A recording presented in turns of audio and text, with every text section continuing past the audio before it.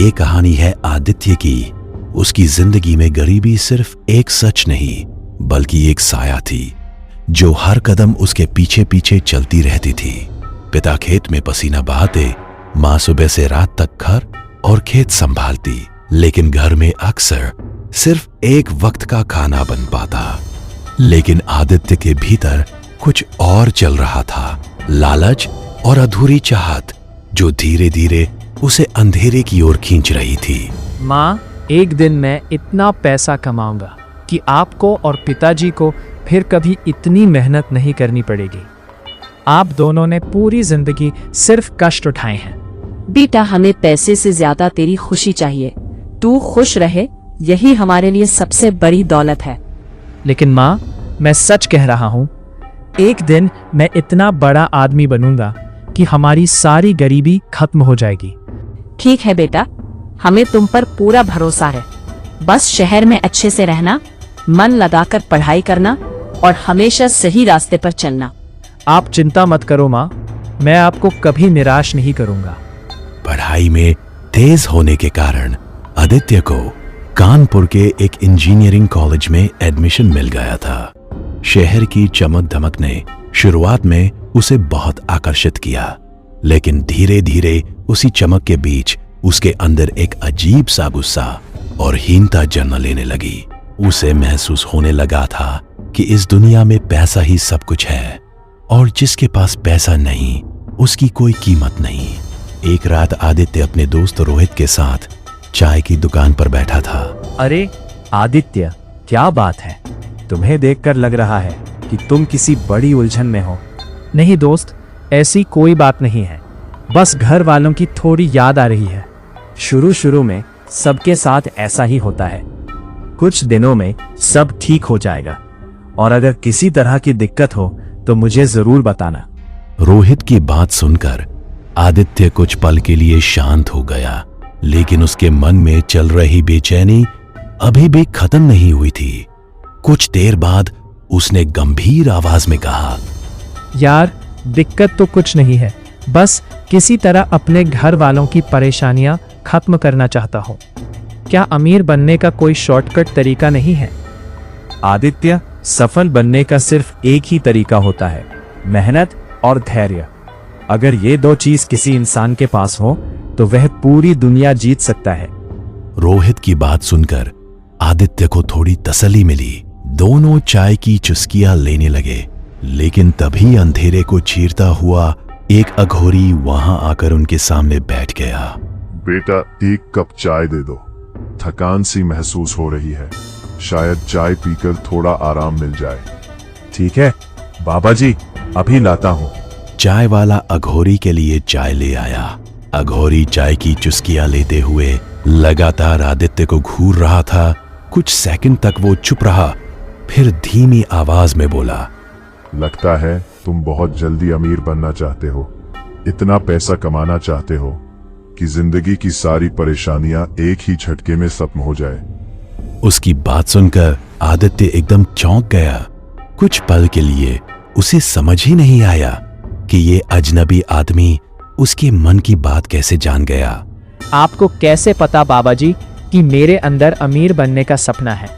अघोरी ने उसकी आंखों में गहराई से देखा और फिर उसके चेहरे पर एक रहस्यमयी मुस्कान फैल गई। बेटा, इंसान के चेहरे पर उसकी सारी इच्छाएं साफ दिखाई देती हैं, बस उन्हें पढ़ना आना चाहिए। अगर तुम सच में जल्दी अमीर बनना चाहते हो तो मेरे पास एक रास्ता है। अगर सच में ऐसा कोई रास्ता है तो कृपया मुझे भी बताइए। मैं अपनी गरीबी से बहुत परेशान हो चुका हूँ। अघोरी धीरे धीरे अपनी गर्दन घुमाई और चारों तरफ नजर दौड़ाई। फिर वो थोड़ा आगे झुका और बहुत धीमी आवाज में एक शब्द बोला, यक्षिणी। उस एक शब्द के साथ ही जैसे आसपास का माहौल बदल गया। हवा अचानक और ठंडी हो गई। आदित्य के मन में अब डर और जिज्ञासा दोनों पैदा हो चुके थे। बाबा जी, ये यक्षिणी क्या होती है? क्या सच में ऐसी कोई शक्ति होती है जो इंसान को अमीर बना सकती है? अघोरी ने गहरी सांस ली और उसकी आंखों में एक रहस्यमयी चमक दिखाई देने लगी। यक्षिणी एक ऐसी शक्ति है जो अगर किसी इंसान से खुश हो जाए तो उसे दौलत, शोहरत और सफलता सब कुछ दे सकती है। लेकिन बाबा जी, अगर वो हमें इतना सब कुछ दे सकती है तो बदले में मुझे उसे क्या देना होगा? अघोरी कुछ सेकंड तक बिल्कुल चुप रहा। उसकी आंखें आदित्य के चेहरे को ध्यान से देख रही थी, जैसे वह उसके मन को पढ़ रहा हो। बदले में तुम्हें अपनी जीवन शक्ति से उसे संतुष्ट करना पड़ेगा। ये सुनते ही रोहित थोड़ा घबरा गया। वह तुरंत बोला, चल आदित्य, यहां से चलते हैं। अगर ऐसा सच में होता तो लोग मेहनत क्यों करते? सब यक्षिणी की पूजा करके अमीर बन जाते। दोनों वहां से चले गए। लेकिन उस रात अघोरी की बात आदित्य के मन में एक बीज बो चुकी थी, लालच का बीज। और उसी रात से आदित्य की जिंदगी एक ऐसे रास्ते पर मुड़ने वाली थी जहां से वापस लौटना लगभग असंभव था। उस रात के बाद आदित्य बदलने लगा था। पहले जो लड़का हमेशा दोस्तों के साथ हंसता बोलता था, अब वो अक्सर अकेले बैठा रहता, कभी हॉस्टल की छत पर, कभी अपने कमरे में और कभी देर रात तक जागते हुए बस एक ही बात सोचता। अगर सच में वो यक्षिणी मुझे अमीर बना सकती है तो मुझे उसे जरूर बुलाना होगा। ऐसे ही काफी दिन गुजर गए, लेकिन आदित्य के दिमाग से वह अघोरी और उसकी बात नहीं निकली। और फिर एक दिन किस्मत ने उसे फिर उसी चाय की दुकान तक पहुंचा दिया। आदित्य ने इधर उधर नजर दौड़ाई, तभी उसकी नजर उसी अघोरी पर पड़ी। अघोरी चुपचाप सड़क के किनारे फुटपाथ में बैठा था। आदित्य जाकर उसके सामने बैठ गया। अघोरी ने उसे देखा और हल्का सा मुस्कुराया। तो आखिर तुम वापस आ ही गए। मुझे पता था कि तुम ज्यादा समय तक अपने मन को नहीं रोक पाओगे और एक दिन फिर से मेरे पास जरूर आओगे। अघोरी की ये बात सुनकर आदित्य थोड़ा हैरान रह गया। लेकिन बाबा जी, आपको कैसे पता था कि मैं वापस आऊंगा? मैंने तो उस दिन आपसे ऐसा कुछ भी नहीं कहा था। क्योंकि बेटा, लालच इंसान को हमेशा वापस ले आता है। जब किसी इंसान के दिल में जल्दी अमीर बनने की आग लग जाती है तो वो चाहे कितनी भी कोशिश कर ले, आखिर में उसी रास्ते पर लौट आता है। उस अघोरी की बात सुनकर आदित्य कुछ पल के लिए बिल्कुल चुप हो गया। उसे समझ आ गया था कि बाबा जी उसकी कमजोरी को अच्छी तरह समझ चुके हैं। फिर आदित्य ने बिना घुमाए सीधे अपनी बात कह दी। बाबा जी, मुझे वो साधना करनी है। मुझे अमीर बनना है, किसी भी कीमत पर। अब मैं अपनी गरीबी और अपने माता पिता की तकलीफें और नहीं देख सकता। ये सुनकर अघोरी धीरे धीरे मुस्कुराया। फिर उसने अपने झोले से एक पुरानी किताब निकाली। उस किताब के पन्ने पीले पड़ चुके थे, जैसे वे बहुत साल पुरानी हो। अघोरी ने किताब आदित्य की तरफ बढ़ा दी। मेरी बात ध्यान से सुन। तुझे पूरे 21 रात उसकी साधना करनी होगी। इन 21 रातों में तुझे जरा सी भी गलती नहीं करनी है, वरना सब कुछ खत्म हो सकता है। अगर इस साधना से मेरी किस्मत बदल सकती है तो मैं हर जोखिम उठाने के लिए तैयार हूं। इस किताब में एक विशेष मंत्र लिखा है। तुझे ठीक आधी रात को इस मंत्र का जाप करना होगा, बिना रुके, पूरे मन और विश्वास के साथ। जैसे मैंने ये साधना पूरी कर ली तो फिर क्या होगा? अगर तुमने पूरे नियमों और विधि के अनुसार साधना पूरी कर ली तो 21वीं रात वो खुद तुम्हारे सामने प्रकट होगी। उस रात तुम्हारी मेहनत और मेरी मार्गदर्शन का फल तुम्हारे सामने खुलकर आएगा। ये सुनते ही आदित्य का दिल तेजी से धड़कने लगा। उसके मन में डर और बेचैनी थी, लेकिन साथ ही अमीर बनने का सपना। अगर वो सच में मेरे सामने आ गई तो फिर उसके बाद क्या होगा बाबा जी? तो फिर बेटा, तुम्हारी किस्मत बदल जाएगी। जिस दौलत और ऐशो आराम के बारे में तुम आज सिर्फ सपने देखते हो, वो सब तुम्हारी जिंदगी की हकीकत बन जाएगा। कुछ पल के लिए आदित्य के चेहरे पर मुस्कान आ गई, लेकिन अघोरी की आवाज अचानक गंभीर हो गई। साधना के दौरान चाहे कुछ भी हो, डरना मत और मंत्र पढ़ना बंद मत करना। लेकिन बाबा जी, अगर उस समय मुझे डर लग गया तो? अगर उसे देखकर मेरा मन डगमगा गया तो क्या होगा? तो समझ लेना, तुमने ऐसी शक्ति को जगा दिया है जिसे वापस सुलाना आसान नहीं होगा। ठीक है बाबा जी, मैं आज से ही साधना शुरू करूंगा। अब मैं और इंतजार नहीं करना चाहता। अगर यही रास्ता है मेरी किस्मत बदलने का, तो मैं इसे आज रात से ही शुरू कर दूंगा। अघोरी ने उसकी आंखों में देखा और धीरे से बोला, ठीक है, अब जा बेटा और साधना पर लग जा। आज से ही पूरे नियम और विश्वास के साथ मंत्र का जाप शुरू कर देना। अगर तुमने साधना सही तरीके से पूरी कर ली तो बहुत जल्द तेरी सारी परेशानियां खत्म हो जाएंगी। आदित्य ने बिना कुछ कहे सिर हिला दिया और वहां से उठकर चल दिया। लेकिन उसे यह नहीं पता था कि उसी पल उसने अपनी जिंदगी को एक ऐसे अंधेरे के हवाले कर दिया है जिससे बच निकलना लगभग असंभव था। उस रात जब आदित्य अपने कमरे में पहुंचा तो कमरे की लाइट बंद की, जमीन पर लाल रंग से एक गोल चक्र बनाया और चारों तरफ दीपक रखे अगरबत्ती जलाई और फिर उस चक्र के बीच में बैठ गया। उसने धीरे धीरे वो किताब खोली। किताब के पहले पन्ने पर लिखा था, यक्षिणी साधना 21 रात्रि विधि। जैसे ही उसने ये शब्द पढ़े, कमरे की हवा धीरे धीरे भारी होने लगी, दीपकों की लौ कांपने लगी और फिर आदित्य ने धीरे धीरे मंत्र पढ़ना शुरू किया। ओम क्लीं यक्षिणी जागृत स्वाहा। ओम क्लीं यक्षिणी जागृत स्वाहा। लेकिन उसे नहीं पता था कि उसी पल अंधेरे में एक अदृश्य शक्ति उसकी आवाज सुन रही थी और उसी रात से शुरू होने वाली थी 21 रातों की वह साधना जो उसकी जिंदगी की सबसे भयानक कहानी बनने वाली थी। आदित्य यक्षिणी साधना का मंत्र पढ़ना जारी रखा, लेकिन उसे अंदाजा भी नहीं था कि वह सिर्फ एक तांत्रिक विधि नहीं कर रहा, बल्कि एक ऐसी अदृश्य दुनिया के दरवाजे को खटखटा रहा है जहां से लौट कर आना हर किसी के बस की बात नहीं होती। कमरे की लाइट बंद थी, चारों तरफ सिर्फ दीपकों की टिमटिमाती लौ जल रही थी और बीच में बैठा था आदित्य, जिसके मन में अब सिर्फ एक ही ख्वाहिश थी, मुझे किसी भी तरह इस साधना को पूरा करना है। अब मैं पीछे नहीं हट सकता। मुझे बहुत अमीर आदमी बनना है, इतना अमीर कि मेरी और मेरे परिवार की सारी परेशानियां हमेशा के लिए खत्म हो जाए। उसने फिर से धीरे धीरे मंत्र पढ़ना शुरू किया। ओम क्लीं यक्षिणी जागृत स्वाहा। मंत्र की आवाज कमरे की दीवारों से टकराकर वापस गूंज रही थी। कुछ ही मिनटों में कमरे की हवा भारी होने लगी, जैसे किसी अदृश्य चीज की मौजूदगी उस छोटे से कमरे में बढ़ती जा रही हो।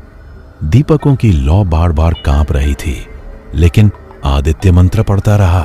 करीब आधे घंटे बाद अचानक खिड़की अपने आप खुल गई, लेकिन आदित्य ने उस पर ध्यान नहीं दिया। वो चुपचाप मंत्र का उच्चारण करता रहा। जैसे ही उसकी साधना का समय खत्म हुआ, खिड़की अपने आप फिर से बंद हो गई। लेकिन उस रात के बाद आदित्य के कमरे का माहौल हमेशा के लिए बदल चुका था। अगले कुछ दिनों में उसे अपने कमरे में अजीब अजीब चीजें महसूस होने लगी। कभी अचानक कमरे में ठंडी हवा चलने लगती, कभी ऐसा लगता जैसे कोई उसके कमरे के अंदर धीरे धीरे चल रहा हो। और एक रात जब वो पढ़ाई कर रहा था, तभी उसे साफ साफ ऐसा लगा जैसे उसके पीछे कोई खड़ा हो। उसका दिल जोर से धड़कने लगा।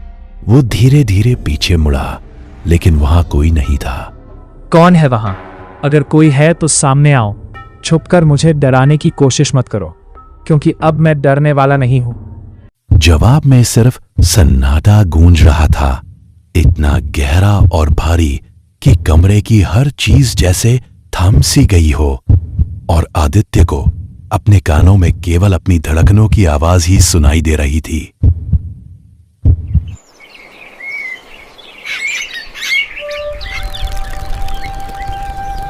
अगले दिन कॉलेज में उसका दोस्त रोहित उसे ध्यान से देखते हुए बोला, यार आदित्य, तू ठीक तो है ना? पता नहीं क्यों, लेकिन आजकल तुझे देखकर मुझे थोड़ा अजीब सा लग रहा है। तेरा चेहरा भी पहले जैसा नहीं लग रहा, जैसे तू कई रातों से ठीक से सोया ही नहीं है। ऐसी कोई बात नहीं है, मैं बिल्कुल ठीक हूँ। लेकिन तू ऐसा क्यों पूछ रहा है? पिछले कुछ दिनों से तू बहुत बदला बदला सा लग रहा है। कभी तू अचानक चुप हो जाता है, कभी किसी गहरी सोच में खो जाता है, और तेरी आंखों के नीचे ये काले घेरे भी पहले नहीं थे। अरे ऐसा कुछ नहीं है, बस थोड़ा पढ़ाई का टेंशन है। इन दिनों परीक्षाएं भी पास आ रही है ना, इसलिए थोड़ा स्ट्रेस हो गया है। अगर सच में सिर्फ पढ़ाई का टेंशन है तो ठीक है, लेकिन अगर कोई और बात है तो मुझसे छुपाना मत। आखिर मैं तेरा दोस्त हूं। तू फिक्र मत कर, सब ठीक है, बस थोड़ा टाइम चाहिए, सब अपने आप ठीक हो जाएगा। आदित्य ने बात टाल दी, लेकिन सच्चाई ये थी कि अब वो खुद भी बेचैन रहने लगा था। उसके दिमाग में सिर्फ एक ही चीज घूम रही थी, 21 रातें और उसके बाद अपार दौलत। धीरे धीरे 21वीं रात आ ही गई। उस रात जब आदित्य साधना करने बैठा तो कमरे का माहौल पहले से भी ज्यादा अजीब लग रहा था। जैसे ही उसने दीपक जलाए, कमरे में एक हल्की सी सुगंध फैल गई, ऐसी सुगंध जो किसी बहुत महंगे इत्र जैसी थी। आदित्य ने चारों तरफ देखा। ये कैसी खुशबू है, इतनी अजीब और मीठी खुशबू, लेकिन ये आ कहां से रही है? कमरे में तो कोई भी नहीं है, फिर ये महक अचानक कैसे फैल गई? कमरे में कोई नहीं था, लेकिन खुशबू बढ़ती जा रही थी और तभी उसे अपने कान के पास एक बहुत धीमी लेकिन रहस्यमयी आवाज सुनाई दी। आदित्य। उस आवाज को सुनकर उसका शरीर एकदम सख्त हो गया। उसकी सांसें भारी होने लगी। कुछ सेकंड के लिए उसे लगा कि शायद उसे ये साधना रोक देनी चाहिए, लेकिन तभी उसके दिमाग में वही सपना चमक उठा और फिर से मंत्र पढ़ना शुरू कर दिया। ओम क्लीं यक्षिणी जागृत स्वाहा। कमरे में अचानक ठंडी हवा चलने लगी। दीपकों की लौ तेजी से कांपने लगी और उसी पल कमरे के एक कोने में अंधेरा थोड़ा और गहरा हो गया, जैसे वहां कोई खड़ा हो जो चुपचाप आदित्य को देख रहा हो। लेकिन आदित्य को अभी तक ये नहीं पता था कि उसकी साधना की आवाज अब सिर्फ इस कमरे तक नहीं, बल्कि उस दुनिया तक पहुंच चुकी थी जहां से यक्षिणी आती है। और जैसे जैसे रातें आगे बढ़ेंगी, वह अदृश्य शक्ति भी उसके और करीब आती जाएगी। लेकिन सबसे खतरनाक रात अभी बाकी थी, क्योंकि 21वीं रात वह रात होने वाली थी जब आदित्य पहली बार उसे देखेगा और उसके बाद उसकी जिंदगी कभी पहले जैसी नहीं रहेगी।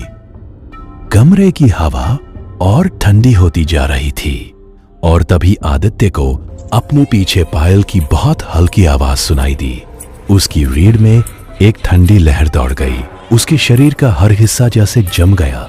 कुछ सेकंड तक वह हिल भी नहीं पाया। फिर धीरे धीरे उसने हिम्मत जुटाई और अपना सिर पीछे घुमाया और उसी पल उसकी आंखें डर से फैल गईं। कमरे के अंधेरे कोने में कोई खड़ा था। सफेद कपड़ों में लिपटी एक आकृति, वह बिल्कुल स्थिर खड़ी थी। आदित्य की सांसें तेज हो गई। उसने घबराकर पूछा, क्या तुम सच में यक्षिणी हो या फिर मेरी आंखों का कोई भ्रम हो? यक्षिणी कुछ सेकंड तक उसे देखती रही, फिर उसके होठों पर हल्की मुस्कान आई और उसने धीमी आवाज में कहा, हाँ, मैं ही यक्षिणी हूँ, जिसे तुम इतने समय से पुकार रहे थे और जिसकी छाया अब इस अंधेरी रात में तुम्हारे सामने खड़ी है। उसकी आवाज बेहद मधुर थी, लेकिन उसके अंदर एक डरावनी गहराई छिपी हुई थी। यक्षिणी धीरे धीरे उसके और पास आ गई। अब वो सिर्फ कुछ कदम दूर खड़ी थी। उसकी आंखें सीधे आदित्य की आंखों में देख रही थी। वह मुस्कुराते हुए बोली, आदित्य, तुम बहुत साहसी हो, क्योंकि बहुत कम लोग होते हैं इस दुनिया में जो मुझे बुलाने की हिम्मत कर पाते हैं, और उससे भी कम लोग होते हैं जो मेरे सामने खड़े रह सके। क्या तुम सच में मुझे इतनी दौलत दे सकती हो जिससे मेरी सारी गरीबी हमेशा के लिए खत्म हो जाए? यक्षिणी की मुस्कान और गहरी हो गई। यक्षिणी ने धीरे धीरे अपना हाथ आगे बढ़ाया और बहुत धीमी आवाज में कहा, दौलत, ताकत, सफलता, इंसानों की दुनिया में जो कुछ भी तुम्हें चाहिए वो सब तुम्हें मिल सकता है, अगर तुम सच में उसकी कीमत चुकाने के लिए तैयार हो। उसकी बात सुनकर आदित्य थोड़ा घबरा गया। अब उसके सामने एक ऐसा फैसला था जो उसकी पूरी जिंदगी बदल सकता था। तुम्हारी कीमत क्या है? मुझे इसके बदले में तुम्हें क्या देना होगा? तुम्हारी जीवन शक्ति वही मेरी असली कीमत है, क्योंकि इस दुनिया में हर बड़ी ताकत और दौलत की कीमत किसी न किसी की जीवन ऊर्जा से ही चुकाई जाती है। अगर मैं यह सौदा कर लूं तो मुझे क्या मिलेगा? दौलत, ताकत और वह सब कुछ जिसका स्वप्न तुमने बचपन से देखा है। यक्षिणी ने अपना हाथ धीरे धीरे आदित्य की छाती पर रखा। उसका स्पर्श बर्फ जैसा ठंडा था और उसी पल आदित्य को ऐसा महसूस हुआ जैसे उसके शरीर से थोड़ी सी ऊर्जा खींच ली गई हो। आदित्य घबराकर बोला, ये क्या कर रही हो? घबराओ मत आदित्य, मैं बस तुम्हारी जीवन शक्ति का थोड़ा सा हिस्सा ही ले रही हूँ। इससे तुम्हें ज्यादा फर्क महसूस नहीं होगा। आदित्य ने घबराकर तुरंत झटके से उसका हाथ अपने सीने से हटा दिया। थोड़ी सी मतलब आखिर कितनी? तुम मेरी जीवन शक्ति का कितना हिस्सा लेने वाली हो? हर रात जब मैं तुम्हारे पास आऊंगी और तुम्हारे जीवन शक्ति से खुद को संतुष्ट करूंगी और बदले में तुम्हारी किस्मत बदल दूंगी। आदित्य का दिल जोर जोर से धड़कने लगा, लेकिन उसके दिमाग में सिर्फ एक ही चीज घूम रही थी। यदि मुझे पैसा, बड़ा घर, महंगी कार और ऐसी जिंदगी जिसका सपना उसने बचपन से देखा है, तो मुझे इसकी बात माननी ही पड़ेगी। कुछ सेकंड तक आदित्य गहरी सोच में डूबा रहा। फिर वह धीरे से बोला, मुझे मंजूर है। तो फिर इस सौदे को पूरा करते हैं। यक्षिणी ने धीरे धीरे अपना हाथ आगे बढ़ाया। उसकी उंगलियां लंबी और बेहद ठंडी थी। आदित्य ने थोड़ी झिझक के बाद अपना हाथ आगे बढ़ाया। जैसे ही उसकी हथेली यक्षिणी की हथेली से छुई, अचानक कमरे के चारों दीपक एक साथ बुझ गए। पूरा कमरा गहरे अंधेरे में डूब गया और उसी अंधेरे में आदित्य को सिर्फ एक आवाज सुनाई दी, अब तुम मेरे हो। अचानक कमरे में तेज ठंडी हवा घूमी और फिर सब कुछ शांत हो गया। कमरे में कोई नहीं था, न यक्षिणी न उसकी आवाज, बस जमीन पर बना लाल चक्र और बुझ चुके दीपक। आदित्य ने घबराकर अपना चेहरा आईने में देखा। उसके होठों से खून निकल रहा था, जैसे किसी ने उसके होठों को हल्के से काट लिया हो। और तभी उसे अपने कान के पास बहुत हल्की फुसफुसाहट सुनाई दी, कल से तुम्हारी किस्मत बदल जाएगी। आदित्य ने जल्दी से पलटकर पीछे देखा, लेकिन कमरा पूरी तरह खाली था।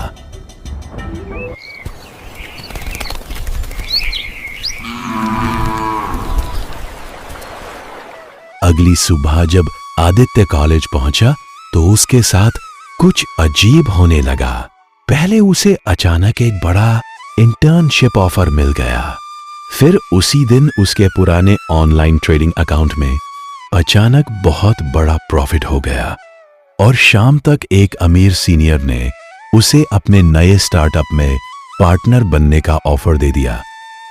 आदित्य, मैं काफी समय से तुम्हें देख रहा हूँ। तुम्हारे अंदर वो काबिलियत है जो हर किसी में नहीं होती। इसलिए मैं चाहता हूँ कि तुम मेरे नए स्टार्टअप में मेरे साथ पार्टनर बनो। सर, क्या आप सच में मुझे इतना बड़ा मौका दे रहे हैं? आखिर आपने मुझ में ऐसा क्या देख लिया? कभी कभी इंसान की काबिलियत उसकी हालत से कहीं बड़ी होती है और मुझे लगता है कि तुम बहुत जल्दी बहुत आगे जाने वाले हो। अगर आप मुझ पर इतना भरोसा कर रहे हैं तो मैं भी पूरी मेहनत से इसे सफल बनाने की कोशिश करूंगा। आदित्य खुद भी समझ नहीं पा रहा था कि ये सब इतना जल्दी कैसे हो रहा है।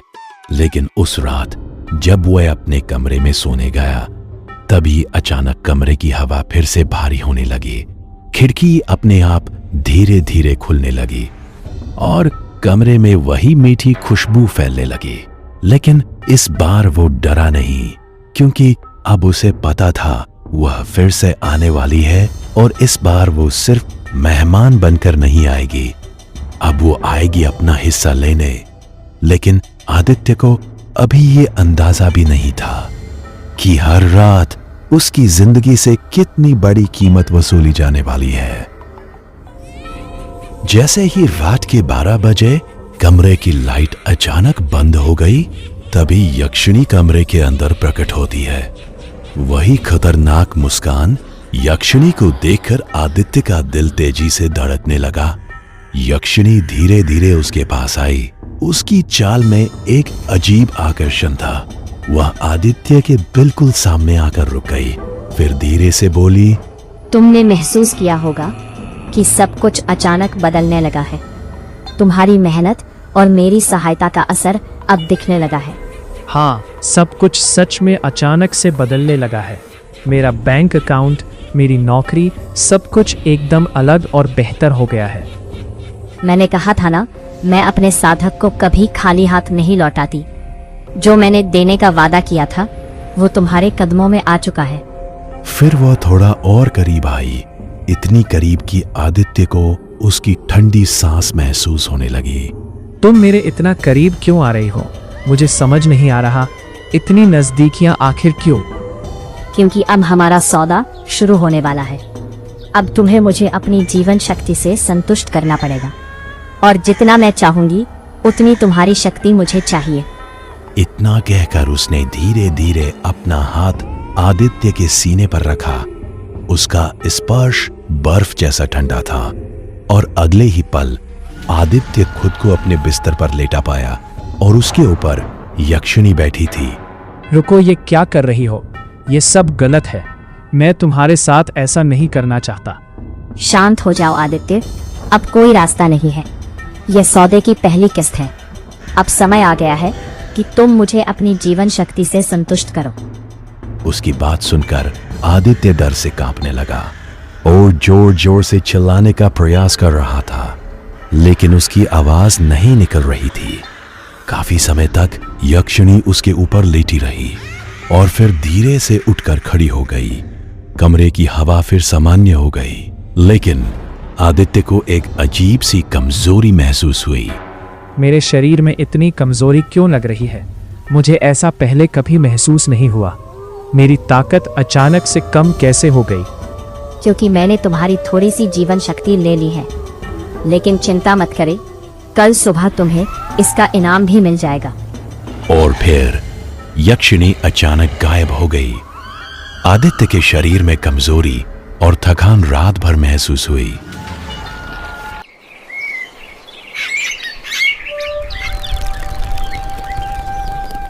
रात की कमजोरी और थकान अब धीरे धीरे कम हो रही थी।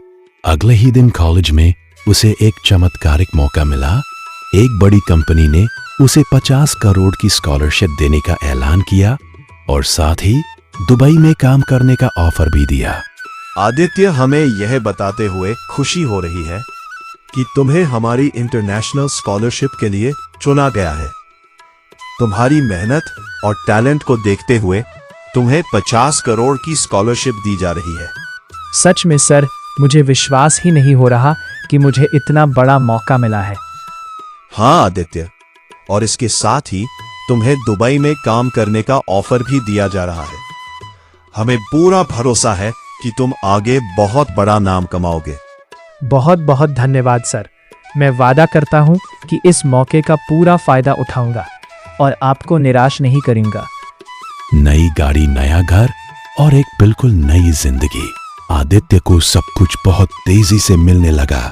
जिस ऐशो आराम के बारे में वो पहले सिर्फ सपने देखा करता था, अब वही सब उसकी हकीकत बनता जा रहा था। लेकिन हर रात ठीक 12 बजे यक्षिणी वापस आती और हर बार आदित्य के ऊपर चढ़ जाती और घंटों तक उसके ऊपर पड़ी रहती। कुछ हफ्तों बाद आदित्य की हालत बदलने लगी। उसका शरीर कमजोर होने लगा, चेहरा पीला पड़ गया आंखों के नीचे गहरे काले घेरे पड़ गए। एक दिन उसका दोस्त रोहित उसे देखकर चौंक गया। यार आदित्य, तू ठीक तो है ना? आजकल तू कुछ ज्यादा ही थका थका सा लग रहा है। हाँ रोहित, मैं बिल्कुल ठीक हूँ। बस थोड़ा काम ज्यादा हो गया है, इसलिए थोड़ा थका हुआ लग रहा हूँ। झूठ मत बोल, तू पहले जैसा बिल्कुल नहीं दिख रहा। तेरा चेहरा देखकर लग रहा है कि तू कई रातों से सोया नहीं है। आदित्य कुछ पल चुप रहा, फिर धीरे से बोला, अरे नहीं यार, ऐसी कोई बात नहीं है। मैं सच में ठीक हूँ। बस थोड़ा काम ज्यादा हो गया है इन दिनों, इसलिए थोड़ा थका हुआ महसूस कर रहा हूँ। फिर भी यार मुझे कुछ ठीक नहीं लग रहा। तू पहले जैसा बिल्कुल नहीं दिख रहा। मेरा कहना मान और एक बार डॉक्टर को जरूर दिखा ले, ताकि मुझे भी तसल्ली हो जाए कि सब ठीक है। आदित्य बस हल्का सा मुस्कुरा दिया, लेकिन वो सच्चाई नहीं बता सकता था, क्योंकि हर रात उसके कमरे में एक ऐसी शक्ति आती थी जिसे कोई इंसान समझ ही नहीं सकता। एक रात जब यक्षिणी फिर उसके सामने आई तो आदित्य ने हिम्मत करके पूछा, क्या ये हमेशा ऐसे ही चलता रहेगा? क्या हर रात मुझे इसी तरह इस अजीब एहसास के साथ जीना पड़ेगा? यक्षिणी की आंखों में अचानक अजीब चमक आ गई, फिर धीरे से बोली, जब तक तुम्हारी जीवन शक्ति खत्म नहीं हो जाती, जब तक तुम मुझे संतुष्ट करते रहोगे, तब तक यह सिलसिला ऐसा ही चलता रहेगा। यह सुनते ही आदित्य का दिल जैसे एक पल के लिए रुक गया। उसकी आंखों में डर साफ दिखाई देने लगा। तुम्हारी बात का क्या मतलब है? जिस दिन तुम्हारी आखिरी सांस बचेगी, उसी दिन ये सौदा पूरा हो जाएगा। अब उसे समझ आ गया था कि उसने किस चीज से सौदा किया है। और फिर यक्षिणी रोज की तरह उसके ऊपर चढ़ी और काफी समय तक उसके ऊपर चढ़ी रही। फिर काफी समय के बाद उठकर चली गई।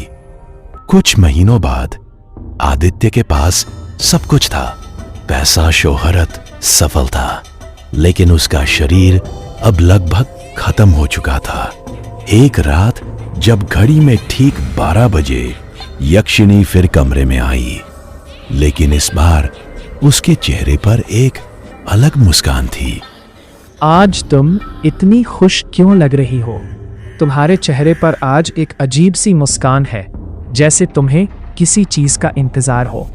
क्योंकि आज आखिरी रात है। आज के बाद यह सब हमेशा के लिए खत्म होने वाला है, और जो होना है वह आज ही होगा। इतना कहते ही कमरे की लाइट बुझ गई और फिर यक्षिणी रोज जैसे उसके ऊपर चढ़ी और आज रोज से ज्यादा समय तक उसके ऊपर चढ़ी रही। और जैसे ही वो उसके शरीर के ऊपर से उठी, आदित्य की आंखें बंद हो गई और उसकी सांस रुक गई थी। अगली सुबह जब रोहित ने देखा आज आदित्य कॉलेज क्यों नहीं आया, तो उसके दिल में एक अजीब सा डर बैठ गया। आखिर आज क्या हो गया कि आदित्य आज कॉलेज नहीं आया? वो तो कभी छुट्टी नहीं मारता था। रोहित को आदित्य की एक अजीब सी फिक्र हो रही थी। वो चुपचाप उसके कमरे में पहुंचा। उसने देखा आदित्य बिस्तर पर पड़ा था। उसकी आंखें बंद थी, चेहरा शांत था, लेकिन शरीर बिल्कुल ठंडा। वो जल्दी से कॉल करके डॉक्टरों को बुलाया, लेकिन तब तक बहुत देर हो चुकी थी। डॉक्टर साहब देखिए ना, आदित्य को क्या हो गया है? इसका शरीर बर्फ जैसा ठंडा हो गया है और सांसें बिल्कुल थम सी गई है। डॉक्टर ने आदित्य के सीने में हाथ रखा और थोड़ी देर बाद बोले, मैं महसूस कर रहा हूं शायद इसे दिल का दौरा पड़ा होगा, लेकिन सच कहूं तो इसके शरीर में अब जान नाम की कोई हलचल नहीं बची है। लेकिन सच्चाई कोई नहीं जानता था। सिर्फ एक चीज सच थी, यक्षिणी अपना सौदा कभी अधूरा नहीं छोड़ती। और उस रात किसी ने उस कमरे की खिड़की के बाहर एक परछाई को हंसते हुए जाते देखा था।